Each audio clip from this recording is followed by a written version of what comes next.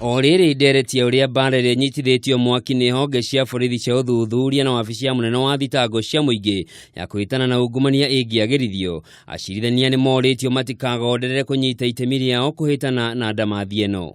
Being a judge is not a job. It is not a means of livelihood.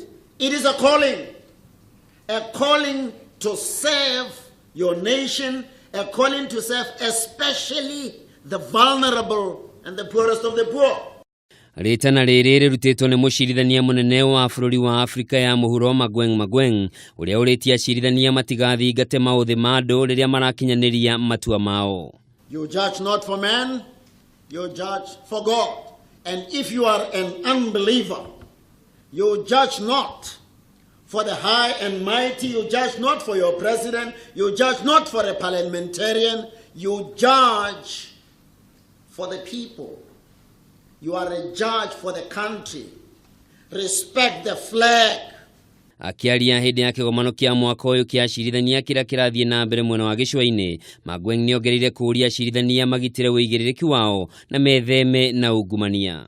And if you don't sense a calling within you, look for other opportunities. There are business opportunities out there. Don't come and spoil the judiciary for us. Hadini yake mucirithania munene David Maraga ni oriria acirithania mekage mituki guthikiriria na gutuithania macira hatari guthingata mihinga iria ingiogomia kihoto.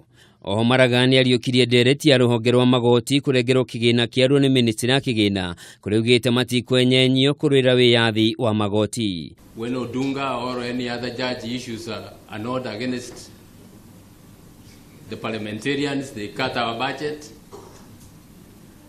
We cannot continue operating like that. We cannot continue operating like that. And we have made it very, very clear. I have made it very, very clear that the judiciary has to be funded if it is to perform its core functions. Maraga ni ongerire kuga kugacira kwa ruhonge ruu ni guteithiriria kunina muhatikano wa macira makiria 66,000 maria makoretwo makomete magoti-ini kwa ihinda ria makiria ma miaka 5 nginya miaka 10.